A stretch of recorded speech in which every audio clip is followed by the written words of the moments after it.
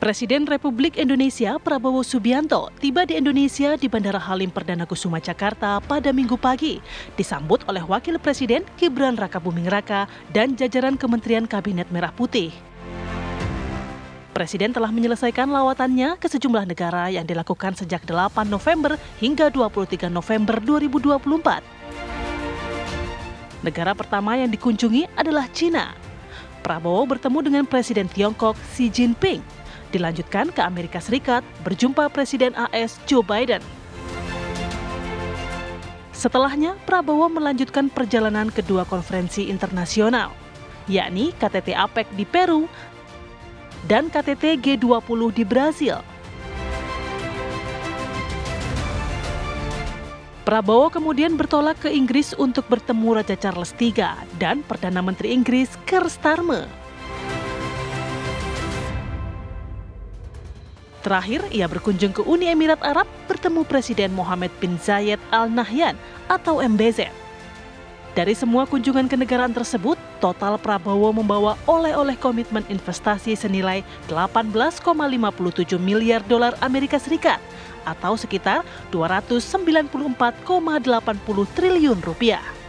Tim TV One mengabarkan. Ya, angka yang fantastis selama 2 minggu lawatan dari Presiden Prabowo Subianto ini 18,5 miliar US dollar atau hampir 300 triliun rupiah ya, 200 juta sekian begitu ya. Gitu ya. 200 juta triliun rupiah.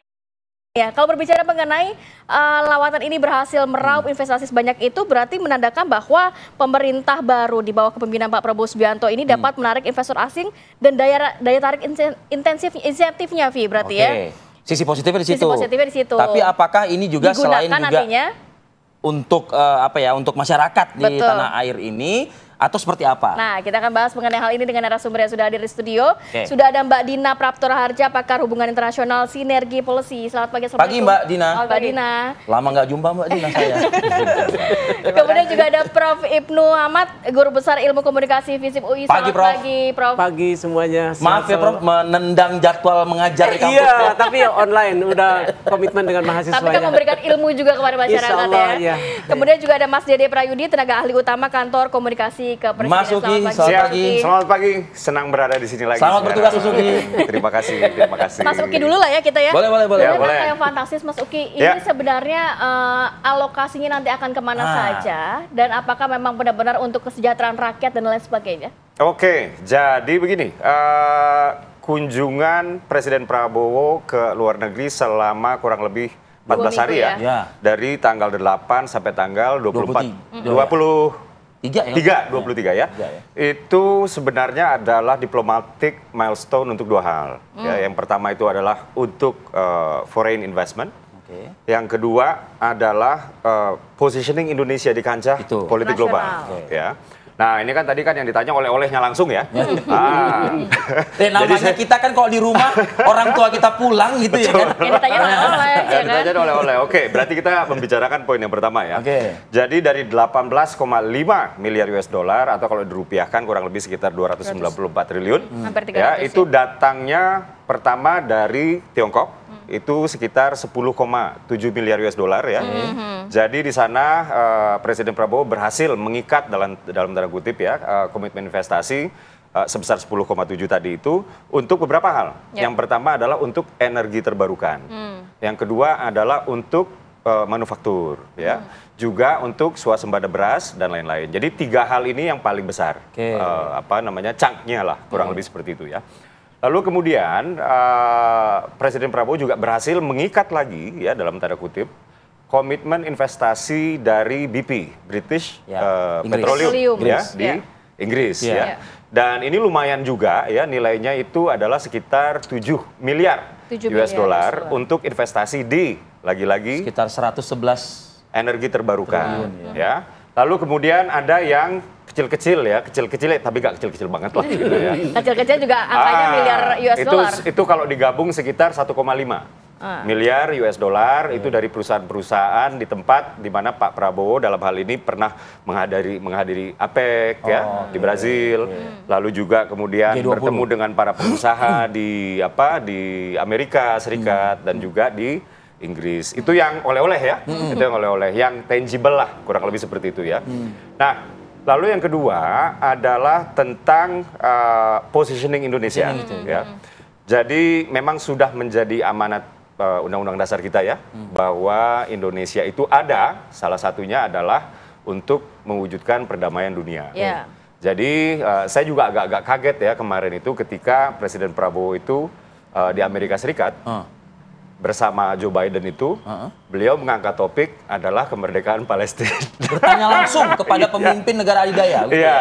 Iya. Lalu kemudian di G20 ya, lagi-lagi ya Presiden Prabowo menyerukan tentang gencatan senjata di Gaza. Dan penangkapan terhadap Netanyahu. Enggak. Kalau di media kan kita dengar gitu kan. Gencatan senjata ya. Lalu di tempat lain juga di G20 di Brazil juga lagi-lagi ya menyerukan gencatan. Jadi positioning Indonesia dalam hal ini adalah ingin mewujudkan perdamaian dunia ya, dan kebetulan ketemu dalam tanda kutip pentolan-pentolannya nih ya kan. Langsung pada pucuk-pucuk. Betul. Bahkan di Tiongkok ya, kan yang kunjungan pertama Tiongkok ya. Itu Presiden Prabowo langsung menggunakan seruan ya. Yaitu collaboration not confrontation gitu. Jadi kita sama-sama tahu ya dengan Tiongkok adalah salah satu blok besar sekarang ya. Dan di sini juga ada potensi-potensi ketegangan ya. Kalau terkait dengan blok ekonomi ada Tiongkok dengan Barat misalnya ya. Lalu di regional juga ada di Laut Cina Selatan dan lain-lain. Jadi di sini Presiden Prabowo menginginkan kolaborasi ya, bukan konfrontasi dengan Tiongkok. Kurang lebih demikian. Baik, Mbak Dina, catatan Anda Mbak dari oleh-oleh tadi Mbak gitu Mbak. Buat kita, buat Indonesia tentunya gitu ya Mbak Dina. Itu banyak yang positif dari Mas Uki ya, tapi negatifnya pasti ada catatan dari Mbak Dina. Ampun. Gini, jadi kalau angka itu pada dasarnya kan wajib ya, kita mengkuantifikasi lah. Betul. Jadi realnya yang benar-benar bisa turun ke Indonesia apa? Karena pertama-tama kalau orang pertama jadi presiden, itu kan satu transisi kekuasaan antara presiden yang lama dengan yang baru gitu, stylenya seperti apa, prioritasnya seperti apa. Nah itu ditunjukkan dengan negara mana yang dikunjungi pertama-tama, gitu kan? Karena itu artinya prioritas program. Kemudian yang kedua, confidence-nya ada nggak dari negara-negara itu ke kita? Ya biasanya soal kontinuitas atau kalaupun ada kebaruan pendekatan, biasanya tetap akan menciptakan rasa nyaman nggak buat investor, kan intinya gitu. Nah, jadi kalau ada angka, ya oke lah, berarti ada lah ya aspek itu. Cuma kan berkesinambungan atau tidak kan tadi kan pertanyaannya. Berkesinambungan atau tidak, terus kita juga nggak tahu angka itu sebenarnya udah ngitungnya angka kemarin terus ditambahin apa enggak gitu. Itu yang kita nggak tahu persis kan. Terus yang kedua, Tiongkok memang, tuh surprisingly memang paling besar ya ternyata komitmennya. Nah, tapi saya mau soroti yang lain juga nih, masalah kualitatifnya. Jadi kalau kuantitatif tadi udah kita lihat, sekarang kualitatifnya. Karena kalau soal positioning, sebenarnya berarti kita harus melihat di konteks geopolitik yang ada sekarang kan. Apa sih yang sebenarnya dilihat dunia pada Indonesia pada saat Pak Prabowo jalan? Karena Pak Prabowo bukan individu lagi ya, bukan tokoh partai lagi ya, udah bawa negara kan. Gitu. Jadi pertanyaan negara-negara lain itu sebenarnya Indonesia ini kalau bilang menciptakan perdamaian, perdamaian dengan cara apa? Udah di how-nya ya questionnya. Karena ada BRICS, ada OECD kalau ekonomi ya, kemudian ada NATO. NATO itu sudah ekspansi ke Asia dengan bentuknya AUKUS. Jadi kalau kita terus ada perang Ukraine, ada perang di Gaza gitu kan. Nah, caranya seperti apa? How? Karena namanya menjadi mediator di dunia internasional itu juga ada tulusnya juga dong, caranya seperti apa, lewat mana. Dan yang kedua, untuk tadi mempertahankan kinerja ekonomi kita pun, itu kita bicara soal supply chain kita. Jadi karena yang sekarang dibicarakan misalnya di G20 atau di APEC kemarin, itu kan disrupsi dari perdagangan dan produksi akibat perang-perang ini, kemudian juga akibat negara-negara besar, Amerika Serikat misalnya dengan terpilih Donald Trump, kemungkinan besar dia akan menarik banyak capital balik lagi ke Amerika. Kalau disedot balik, berarti yang lain akan mulai mengering dong, ada kekurangan produksi. Dan Amerika akan mulai memilih-milih nih, di mana uangnya akan diinvest. Kemudian hal yang sama nanti juga pertanyaan misalnya Inggris gitu ya. Inggris ini juga bukan pemain sembarangan ya sebenarnya ya di tingkat internasional.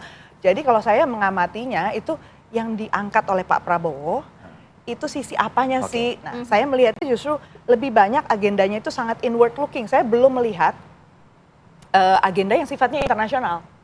Jadi kalau saya lihat skalanya, kalau mau Indonesia ditempatkan sebagai pemain global, harusnya bikin statementnya bukan di side event, tapi di main event. Di main event pada saat, maksud dia nanya soal perdamaian Israel Palestina, nanya sama Biden.